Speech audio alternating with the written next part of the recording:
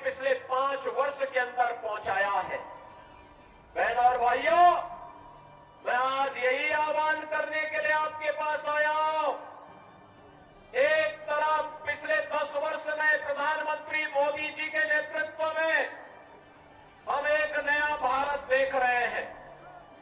एक नया भारत जो एक भारत भी है और श्रेष्ठ भारत भी है। एक भारत श्रेष्ठ भारत की परिकल्पना को साकार होते हुए हमने देखा है। भारत की सीमाएं मोदी जी के नेतृत्व में सुरक्षित हुई है। आपने देखा होगा जो पाकिस्तान पहले भारत की सीमा में आतंकियों की घुसपैठ कराता था, आज उसके रूहें कांप रही है, क्योंकि उसे मालूम है ये नया भारत है, ये नया भारत है। छेड़ता नहीं है, लेकिन कोई छेड़ेगा तो उसको छोड़ता भी नहीं है। ये नया भारत है। अगर पाकिस्तान किसी आतंकी को भारत के अंदर घुसाता है तो भारत के बहादुर जवान उस आतंकवादी को जहन्नुम की यात्रा में भेजने का काम कर देते हैं। वह वापस पाकिस्तान नहीं पहुंच पाता है।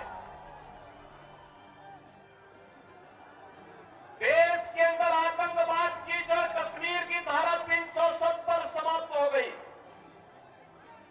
और यही नहीं, आज तो देश के अंदर बड़े बड़े कार्य मोदी जी के नेतृत्व में हाईवे के, रेलवे के, एयरपोर्ट के निर्माण का आपने कल देखा होगा। प्रधानमंत्री जी ने बिहार के दरभंगा में एम्स का शिलान्यास किया। एम्स बन रहे हैं, आईआईटी बन रहे हैं, आईएम बन रहे हैं, one district one medical college का निर्माण हो रहा है। हर घर नल की योजना भी लागू हो रही है।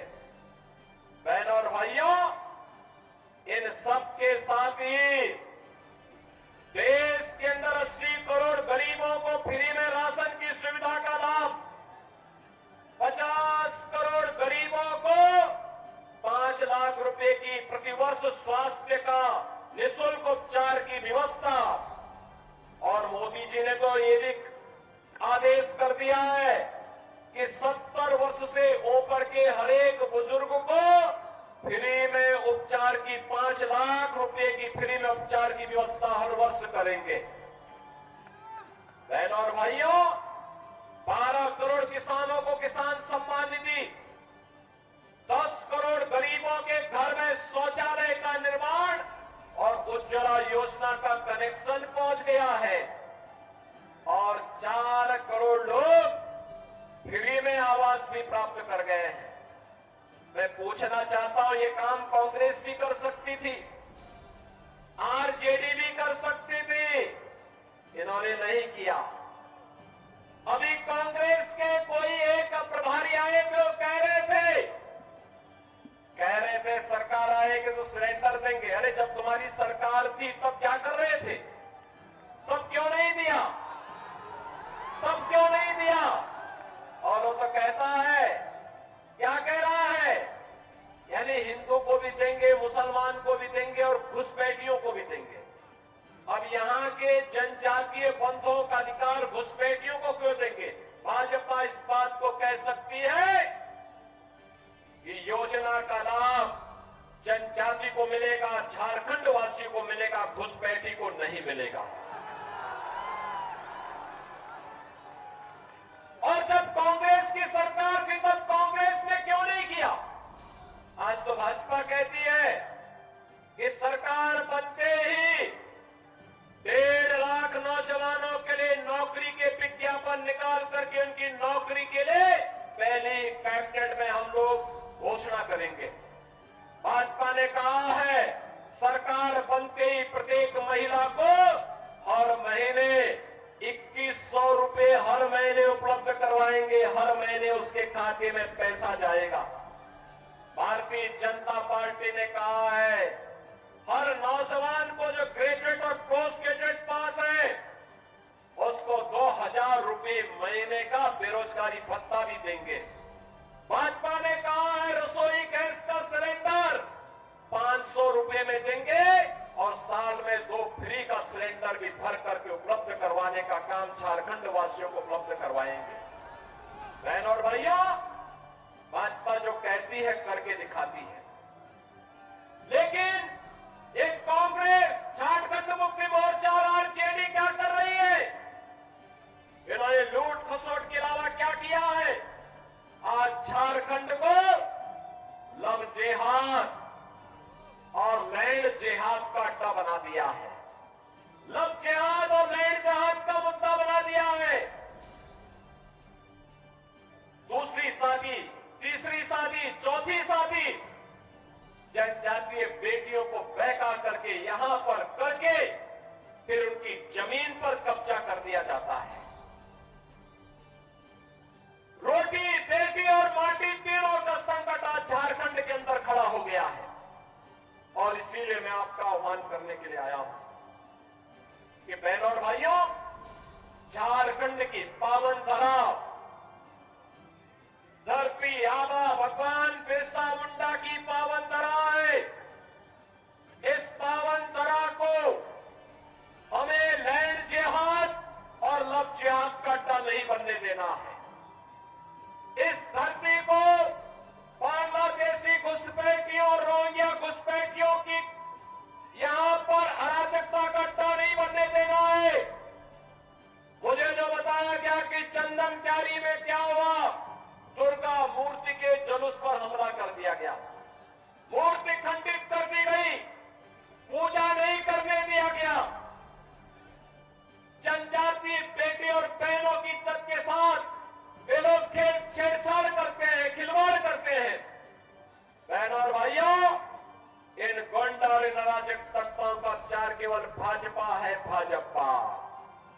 याद करिए 2017 के पहले उत्तर प्रदेश में भी ऐसे ही होता था और आज उत्तर प्रदेश में न कोई घुसपैठी है, न कोई लव जिहाद है, न कोई लैंड जिहाद है, न कर्फ्यू है, न दंगा है।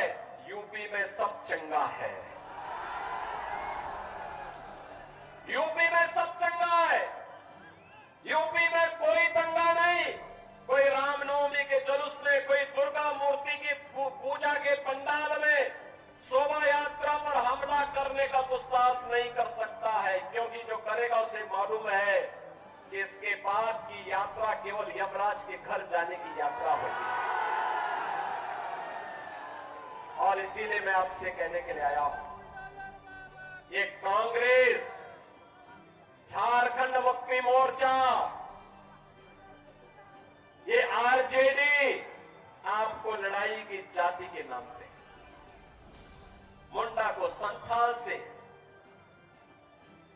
पासवान को मुसहर से आपस में ही जाति जाति को लड़ाने का काम कर रही है, करेगी। और आप पटेंगे तो ये लोग मुस्लिम तुष्टीकरण करेंगे, जुलूसों पर हमला करेंगे, आपके पर्व और त्योहार को शांतिपूर्ण तरीके से नहीं होने देंगे। डबल इंजन सरकार का लाभ क्या है? आपने यूपी में देखा होगा, 500 वर्ष पहले एक विदेशी आक्रांता ने भगवान राम के मंदिर को तोड़ दिया था। कांग्रेस 65 वर्षों तक भी कभी कुछ नहीं कर पाई।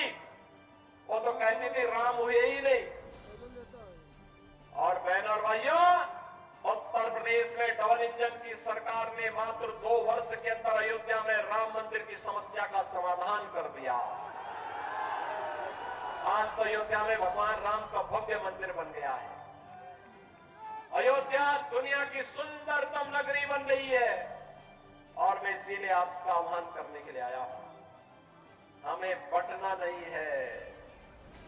बटे थे तो अयोध्या में अपमान झेलना पड़ा था, बटे थे तो देश कट करके बांग्लादेश और पाकिस्तान बन गया, बटे थे तो हिंदुस्तान और बेटियों की इज्जत के साथ खिलवाड़ जुगाड़ हुआ था।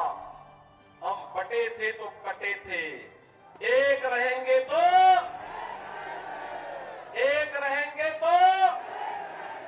और इसीलिए मैं आपका आह्वान करने के लिए आया हूं। आपको सुरक्षा और समृद्धि देने का काम केवल और केवल भारतीय जनता पार्टी कर सकती है। भारतीय जनता पार्टी ने इसीलिए अपने योग्यतम प्रत्याशियों के रूप में अपने वर्तमान विधायकों को ही प्रत्याशी बना करके आपके बीच उतारा है। श्री बिरंची नारायण को बोकारो विधानसभा क्षेत्र से और अमर कुमार बावरी को चंदन क्यारी विधानसभा क्षेत्र से अपना प्रत्याशी बना करके आपके बीच उतारा है। बहनों और भाइयों, इन दोनों को आपका आशीर्वाद प्राप्त होगा। दोनों हाथ ला करके मुझे बताओ, ये पीछे जो लोग वहां तमाशा देख रहे हैं वे लोग भी इधर आकर के बताएं मुझे। इधर भी सभी लोग दोनों हाथ ला करके बोलो,